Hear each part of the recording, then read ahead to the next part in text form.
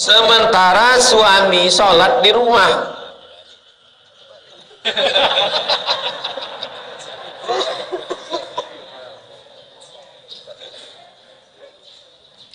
Yang udah nikah payah udah, karena udah takdir kalian itu dapat laki hancur.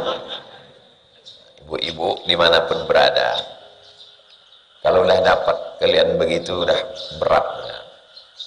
Dari kecil terbawa-bawa, dari kecil terlonjak-lonjak, dan besar terbawa-bawa, udah tua terubah. Tidak. Bagi kalian yang gadis-gadis, yang mahasiswi, yang belum menikah, nikahlah sama orang soleh. Kalau dia kaya, dia tidak sombong. Kalau dia susah, dia tak putus asa. Kalau dia marah, dia tidak menganiayamu. Kalau dia senang, dia pun tidak terlampau memujimu, karena semuanya sudah diserahkannya pada Allah. Nanti kalau datang meminang kalian orang kaya, jangan silau dengan mobilnya, dengan rumahnya, dengan duitnya, dengan status sosial PNS-nya, tapi tengoklah sholatnya. Bagi yang kasihan sekali perempuan-perempuan yang udah terlanjur nikah dengan laki yang tak sembahyang. Assalamualaikum warahmatullahi wabarakatuh. Waalaikumsalam warahmatullahi wabarakatuh. Apa hukumnya istri sholat di masjid? Kata yang ini perempuan sholatnya di rumah.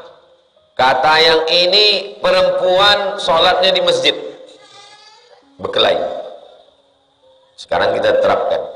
Fa in tanaza'tum fi syai'in, kalau kamu bersilang pendapat dalam satu masalah, kata dia tadi kemana dibalikkan? Farudduhu ilallah, balikkan kepada Allah. Bukalah dari Al-Fatihah sampai ke An-Nas. Ada cerita tentang perempuan sholat di masjid, tak jumpa. War Rasul, tengok Rasulullah, berarti tengok hadis. Marilah kembali kepada sunnah. Balik ke sunnah, tengok sunnah. Pas ditengok sunnah, dapat hadis. Bunyinya, perempuan lebih baik sholat di dalam pekarangan. Yang di pekarangan lebih baik sholat dalam rumah. Lebih baik sholat dalam kamar. Lebih baik sholat dalam tempat sempit. Inilah kelompok orang yang melarang perempuan sholat ke masjid. Yang satu lagi, hadis juga, la tamna'u ima Allah masajid Allah, jangan larang hamba Allah yang perempuan datang ke masjid. Jadi kalau ada orang mengatakan, kita ini berkelahi karena kita jauh dari sunnah. Kalau kita kembali kepada sunnah, maka tidak ada pertentangan. Ini sunnahnya bertentangan. Jangan menutupi kebenaran. Kalau memang di dalam hadis itu ada ikhtilaf, kita jelaskan aja. Hadisnya pun ikhtilaf. Setengah hadisnya mengatakan sholat di rumah, yang satu lagi mengatakan sholat di masjid. Maka datanglah Imam Nawawi, ahli hadis. Digabungkannya antara hadis yang melarang dengan hadis yang membolehkan. Al-jam'u nama metodenya. Menggabungkan al-jam'u. Kalau ada yang duluan datang belakangan, yang belakangan menghapus yang datang duluan, namanya an-naskhu, nasikh mansukh. Yang menghapus nasikh, yang dihapus mansukh. Kalau ada dua hadis yang bertentangan, yang satu dikuatkan, yang satu lemah, namanya tarjih. Yang dikuatkan rajih, yang kalah marjuh. 3 metode menyelesaikan konflik kalau ada hadis yang ikhtilaf. 1, al-jam'u, kombinasi. 2, an-naskhu, nasikh mansukh. Yang ketiga, tarjih, rajih, marjuh. Bisa diingat? Metode kalau terjadi ikhtilaf hadis. Nah, menyikapi hadis yang membolehkan di rumah dengan yang melarang, bukan nasikh mansukh, bukan tarjih, tapi al-jam'. dikombinasikan dua. Arti dikombinasikan, dua-dua hadisnya dipakai. Kalau menimbulkan fitnah, lebih baik di rumah.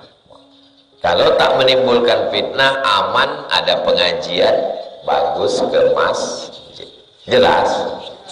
Jadi ibu yang hari ini datang ke masjid, tak ada fitnah. Di Gaza tak boleh perempuan sholat di masjid, takut ditangkap tentara Israel. Di Kamboja, mana ada Israel? Israel, kalau ada Israel langsung dipijak-pijak biker subuhan. Sementara suami sholat di rumah.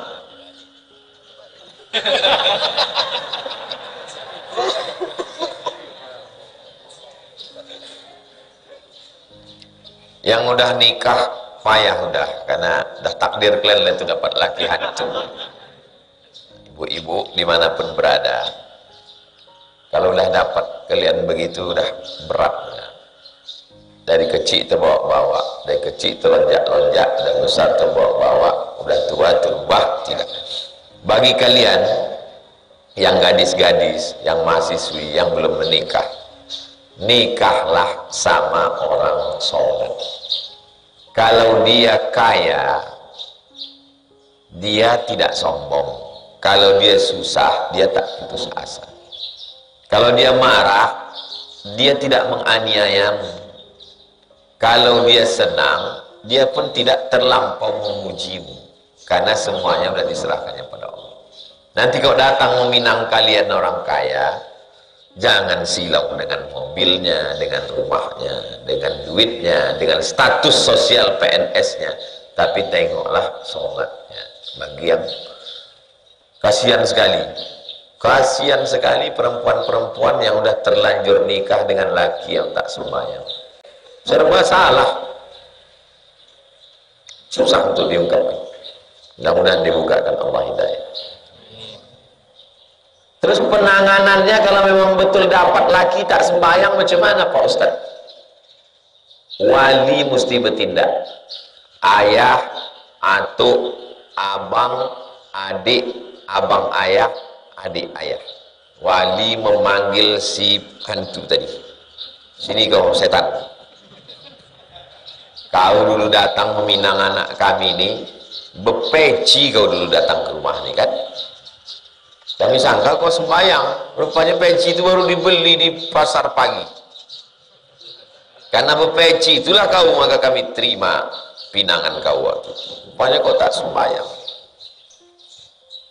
Jangan kalian diam. Pernah mendengar ustaz ceramah, laki yang tidak sholat otomatis fasah dengan suaminya. Pernah mendengar ceramah?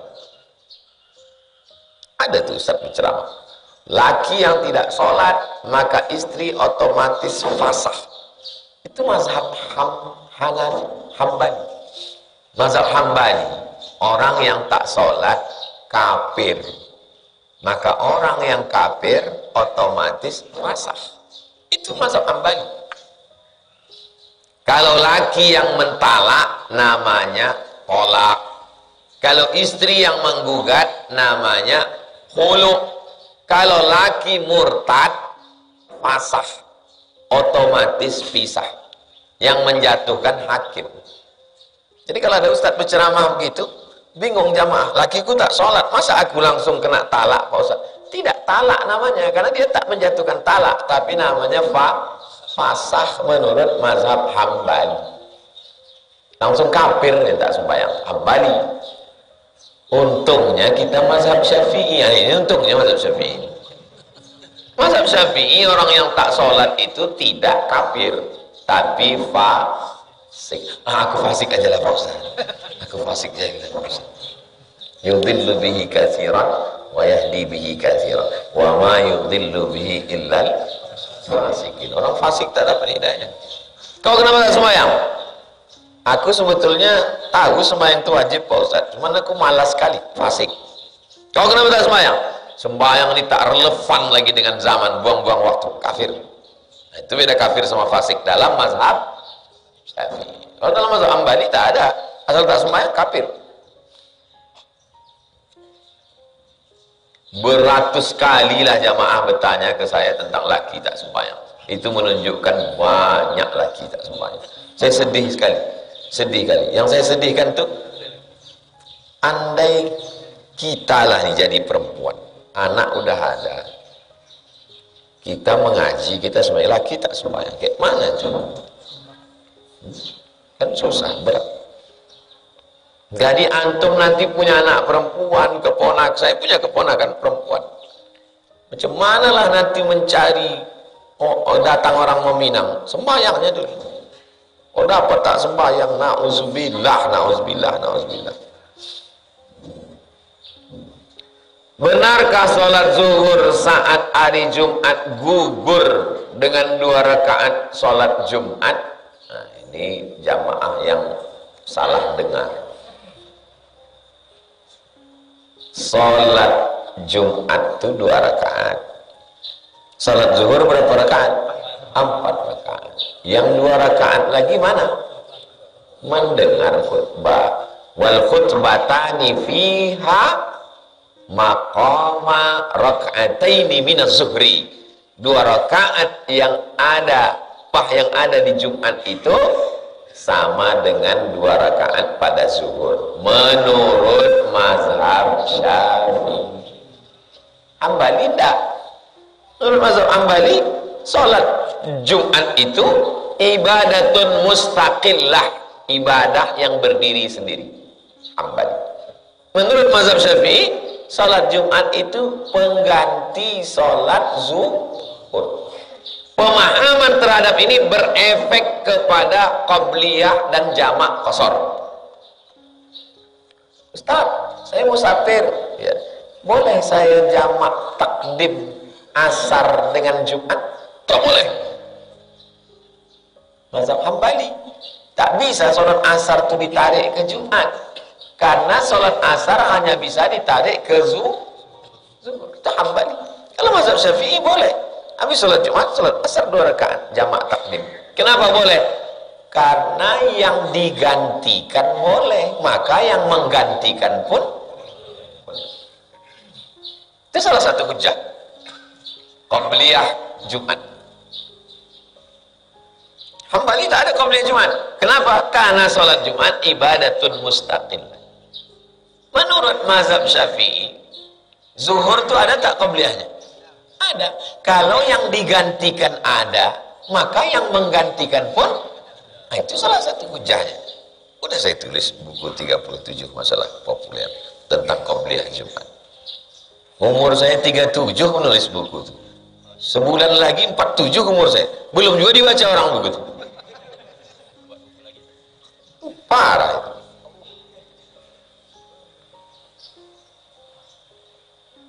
Namun ada sebagian yang tetap menjalankan sholat zuhur. Nah sholat Jumat dia, sholat zuhur dia lagi di belakang, karena dia ragu sholat Jumatnya sah. Ragu dia sholat Jumatnya sah atau tidak sah. Kenapa dia bisa ragu sholat Jumatnya sah? Karena di kampung itu ada beberapa Jumat. Jumat Muwahhidul Ummah, Jumat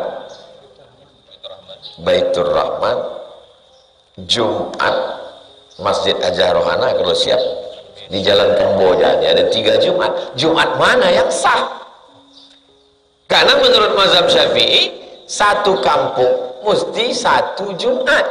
Kalau terjadi ta'addud Jumat, maka ragu Jumat mana yang sah. Menurut pendapat pertama, yang sah adalah Jumat yang dihadiri ulil amri.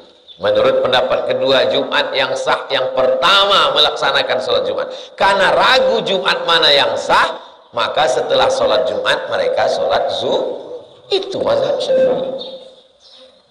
Maka ada istilah masjid jami. Apa arti masjid jami? Masjid yang ada Jumatnya. Dan masjid jami itu menurut mazhab Syafi'i satu kampung satu. Jadi mazhab apa yang kita pakai ini? Masjid sana, masjid sini, masjid situ, masjid sini. Mazhab apa nih? Mazhab Hanafi. Jadi kalau ada orang Indonesia mengatakan saya bermazhab Syafi'i, Kata siapa? Dicampur-campur mazhabnya. Jelas? Jadi kalau ada imam habis sholat Jumat ini kita sholat zuhur, mazhab Syafi'i itu di Aceh masih, di Pandeglang Banten masih, di beberapa tempat masih. Kenapa? Karena ta'addud Jumat, tak tahu dah Jumat mana yang sah. Tapi jangan gara-gara ini kalian tak sholat Jumat. Kau kenapa tak sholat Jumat? Kita tak tahu mana yang sah. Daripada tak jelas, bagus kita tak sembahyang. Ini lebih fatal, lebih gilo lagi.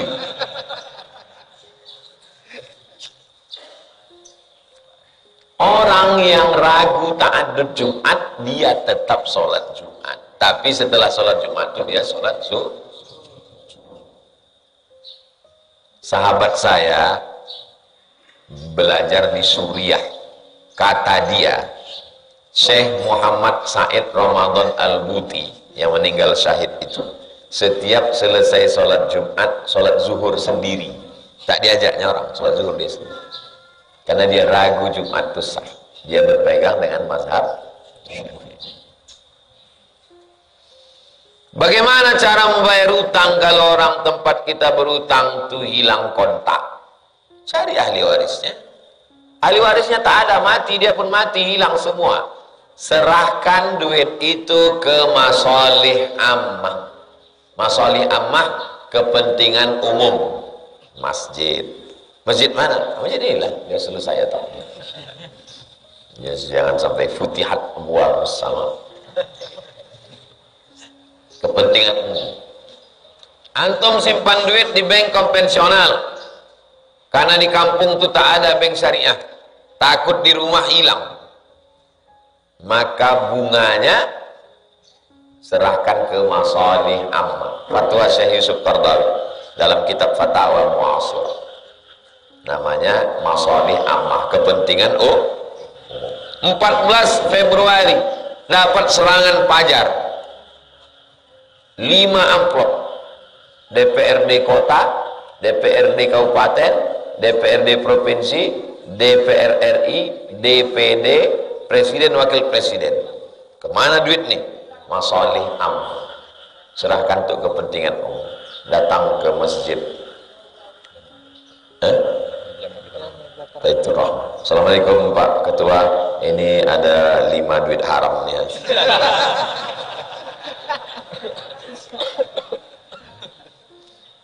Kenapa kau serahkan kemari? Sikit-sikit kali kita tengok isinya. Yang banyak udah aku habiskan udah. Apa standar batasan kita berdakwah mengajak teman untuk sholat? Karena sudah berapa kali dan hampir setiap diajak yang bersangkutan tak merespon. Sampai dia dijemput malaikat maut, barulah antum berhenti. Macam Nabi mengajak Abu Thalib sampai meninggal baru berhenti. Antum ajak dia mengamuk, dia marah, kirim video, kirim kalimat pendek, kirim kata-kata hikmah, ajak langsung. Sholatkan jenazah dia di kamarnya itu waktu dia sedang tertidur. Ajak kawan-kawan, ajak kawan-kawan semua. Pas di mana dia tidur, sholat jenazah. Wah, Allahumma fillahu warhamhu wa'anta. Tapi kalian jangan ketawa, ini kalian buat prank kiki. Tapi situ dapat hidayah. Sampai dia mati, barulah selesai. Mustarih wa mustarah min. Umat Islam ini dua. Mustarih, mati dalam keadaan istirahat. Mustarah minhu, dengan matinya dia kita beristirahat. Kawan-kawan yang satu kosan kemarin mati, alhamdulillah istirahat. Capek aku udah mengajaknya, istirahat aku dah. Mustarih wa mustarah minhu. Saya punya ibu sambung, ibu tiri, ibu sambung istilah sekarang. Setelah ayah meninggal, ada adik laki-laki saya di rumah ibu sambung tersebut dan belum bekerja. adik laki-laki saya, maksudnya saudara seayah lain mak. Bagaimana ibu sambung saya ini, Ustadz? Apakah ibu sambung saya ini tetap memasak dan menafkahi adik saya ini, sementara ibu sambung saya ini hanya mendapat pensiunan? Nafkah anak laki-laki ditanggung oleh ayahnya. Kalau ayahnya mati, ditanggung oleh wali atau abang ayah, adik ayah, saudara laki-laki. Perempuan tidak wajib mengasih nafkah. Itu maka bagian waris laki-laki 2 kali bagian perempuan. Karena laki-laki menanggung biaya nikah, menanggung nafkah. Tapi kalau ibu nih mau mengasih, itu terhitung aku cuman pensiunan nilai yang ada, ku kasih kau makan. Itu namanya baik ibu tuh dikasihnya sodakoh dia. Tapi dia tak wajib. Jika ibu sambung memilih pulang ke rumah orang tuanya, Pak Ustadz, setelah meninggal suami, bagi harta warisan, maka perempuan baliklah dia ke tempat asalnya. Kalau dia merasa kalian ini anakku, karena mahramnya mahram mu'abbad. Si ibu yang nikah dengan bapak, mati si bapak, ada anak laki-laki, sampai mati mereka tak bisa nikah. Dan menurut mazhab Syafi'i tak batal wuduknya, mahram mu'abbad namanya, kekal abadi. Maka kau ku kasih makan, ini terhitung sodakoh, aku tetap di rumah. Itu tatawwu, sukarela, amalan kebaikan, sunnah. Maka anak-anak ini mesti paham, sebetulnya ibu ini tak ada tanggung jawab sama aku sama sekali, tak wajib ngasih makan. Tapi sekarang dia nggak ngasih makan aku menumpang makan sama dia, dan dia bersedekah ke aku. Dia mesti jelas. Ini banyak orang tak jelas. Kau ibu tuh masih masak kau? Iyalah, aku ini kan wajib dinafkahinya. Banyak orang tak jelas batasan-batasan karena tidak belajar agama. Saya umur 30 tahun lebih, belum menikah. Banyak orang mengejek saya dengan perkataan yang tak mengenakkan. Saya tinggal berdua dengan ibu saya. Kalau saya nikah, saya bisa saja ninggalin ibu saya, dan saya belum sanggup meninggalkan ibu saya sendirian. Kalau antum nasihati sahabatmu di depan orang banyak, kau sedang mempermalukan dia. Kalau kau nasihati berdua, kau sedang menolong dia. Kau kan udah 30 tahun, kenapa kau belum berbini? Kalau memang sayang kita bersaudara, aku tak bisa berbini karena aku menjaga emakku. Orang yang menjaga ibunya karena bapaknya meninggal, atau orang tuanya bercerai, atau bapaknya Bang Toib tak pulang-pulang, itu rata-rata lama menikah. Kenapa? Pertimbangannya panjang. Adik saya anaknya udah mau tamat pondok, tahun depan tamat. Anak saya baru kelas 5 SD. Kenapa? Saya dengan mak saya 11 tahun. Panjang berpikir untuk menikah. Jadi tidak semua orang tak nikah itu karena tak mau. Bisa jadi banyak adik yang dibiayainya. Jadi jangan kita ejek. Kau tak nikah, kau tak nikah. Antum yang selalu diejek-ejek orang tak nikah, tumbuhkan muncungnya apa? Ini cocok sama kau. Apa mau kau? Karena manusia ini kalau tak dikasih pelajaran, manusia sekarang ini macam membawa parang panjang, ditakikkannya, dicincangkannya, ditengok. Kalau batang pisang, kalau terasanya batang pisang, dicincangnya itu terus. Tapi kalau cincangkannya ternyata rel kereta api, tang, katanya berhenti dia itu. Antum gitulah. Kalau ada orang ngejek-ngejek antum, kalau marah dia bilang pesan Ustaz Somad untuk kau. Asumsi. Saya seumur hidup tak pernah mengejek orang tak nikah. Saya kalau ada orang tak nikah, tak mau saya bicara nikah. Jangan bicara bini pada orang tak berbini. Jangan bicara laki pada orang yang belum berlaki. Jangan bicara anak pada orang yang belum beranak. Jaga perasaan orang. Kalau kita sayang sama dia, tanya. Saya tanya.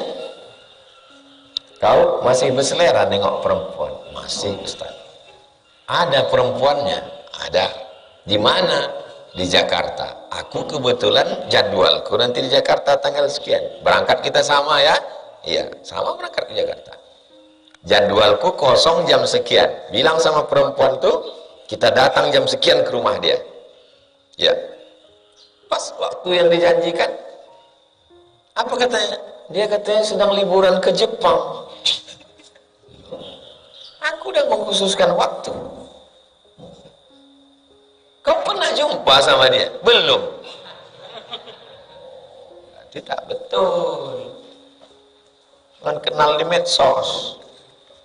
Carilah perempuan lain. Bunga bukan setangkai, kembang bukan seekor, patah tumbuh hilang berganti, hilang satu tumbuh seribu. Semangat pula yang membawa ini daripada dia lagi.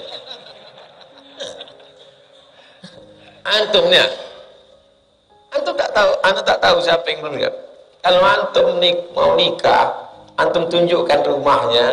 Habis pengajian Rabu ini tak bisa, saya ada tamu. Nanti Rabu kita datangi.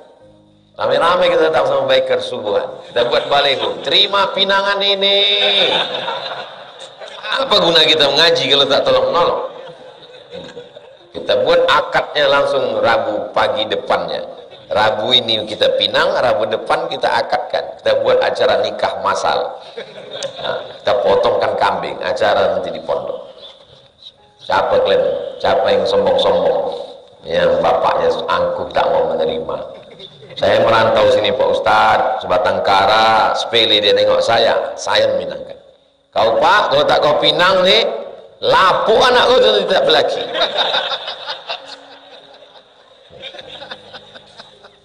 Jelas? Ustadz ni pula yang semangat jadi.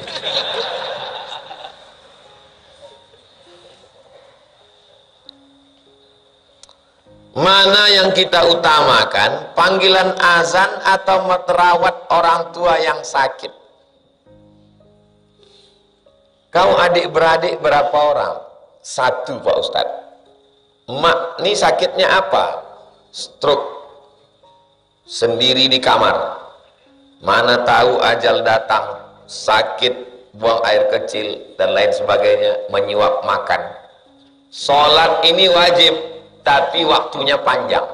Sedangkan ini tak ada yang diharapkan. Kau jagalah surga mak, birrul walidain. Jadi kasusnya tak bisa pukul rata. Mak kau sakit, iya. Sakitnya sama macam yang tadi Pak Ustadz. Kau berapa orang? 10 adik-beradik. Pasanglah jadwal sip-sipan. Kau hari ini, waktu sip dia, kau tetap sholat berjamaah. Jadi fatwa itu tidak selamanya sama. Tengok dulu kasusnya macam mana. Jelas? Kapan waktu istimewa sholat duha? Waktu sholat duha dari mulai terbit matahari lewat seqaida ram'in, setinggi tombak. Ini bumi. Terbit matahari, lewatkan setinggi tombak. Ini matahari, syuruk namanya. Lewatkan setinggi tombak, tambah 12 menit. Waktu syuruk Pekanbaru 6.10, tambah 12, berarti 6.22. Baru boleh sholat sunat. Itu sudah masuk duha.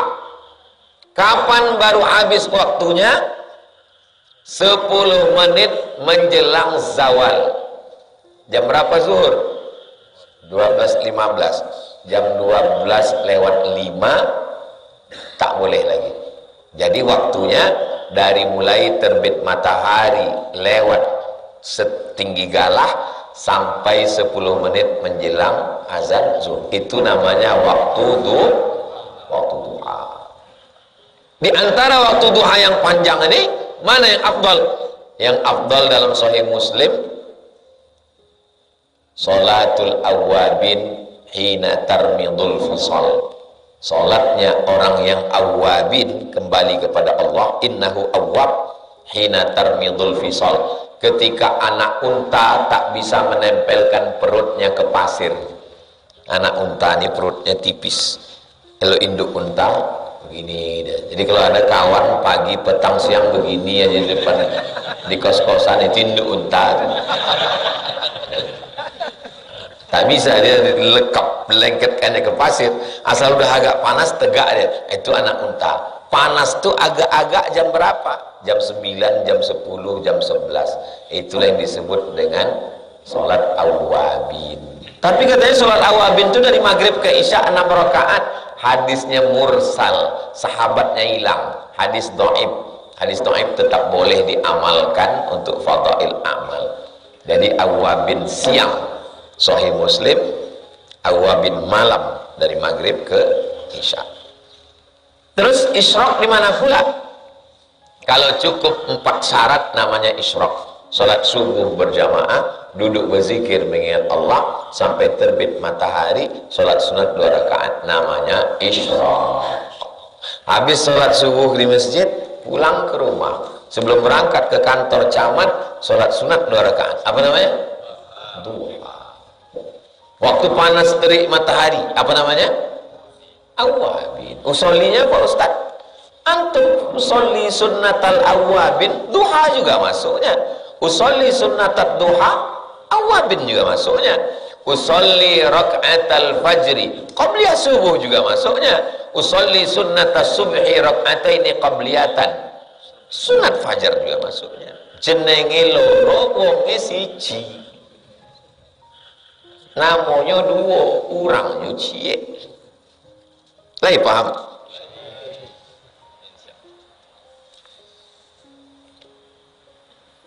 Itulah kaji kita subuh nih. Ala hadhihi niyah al-Fatihah. A'udzubillahi minasyaitonir rajim. Bismillahirrahmanirrahim. Alhamdulillahirabbil alamin. Arrahmanir rahim. Maliki yaumiddin. Iyyaka na'budu wa iyyaka nasta'in. Ihdinas siratal mustaqim. Shiratal ladzina an'amta 'alaihim ghairil maghdubi 'alaihim waladdallin. Amin. Allahumma shalli ala sayyidina Muhammad wa ala ali sayyidina Muhammad kama shallaita ala sayyidina Ibrahim wa ala ali sayyidina Ibrahim. Allahumma barik ala sayyidina Muhammad wa ala ali sayyidina Muhammad kama barakta ala sayyidina Ibrahim wa ala ali sayyidina Ibrahim bil alamin innaka Hamidum Majid. Allahumma ja'al jam'ana hadza jam'an marhuma wa tafarruqana min ba'dihi tafarruqan ma'suma. Allahumma inna nas'aluka al-huda wat tuqa wal 'afafa wal ghina. La tada' lana fi maqamina hadza dhanban illa ghafartah wa la hamman illa farajtah wa la daynan illa qadaytah wa la musafiran illa walsaltah wa la maridan illa syafaitah wa la mayyitan illa rahimtah wa la hajatan min hawaijid dunya wal akhirati laka ridha wa lana fiha salah illa qadaitaha wa yassartaha ya rabbal alamin. Ya muyassir kulli asir fa inna kulla asirin alayka yasir fa yassir lana umurana umurad dunya wal akhirah. Allahumma la sahla illa ma ja'altahu sahla wa anta taj'alul hazana idza syi'ta sahla. Mu'idzukum bi kalimatillahi tammati min kulli syaitanin wa hammah wa min kulli 'ainin lammah. Bismillahilladzi la yadurru ma'a ismihi syai'un fil ardi wa la fis sama' wa huwas samiul 'alim. Wa 'anatil wujuhu lil hayyil qayyum wa idza maridtu fa huwa yashfin. Rabbi anni massani ad-durru wa anta arhamur rahimin. Hasbunallahu wa ni'mal wakil, ni'mal maula wa ni'man nasir, wa la hawla wa la quwwata illa billahil 'aliyyil 'azim. Wa sallallahu ala sayyidina Muhammad wa ala alihi wa sahbihi wasallam walhamdulillahi rabbil alamin.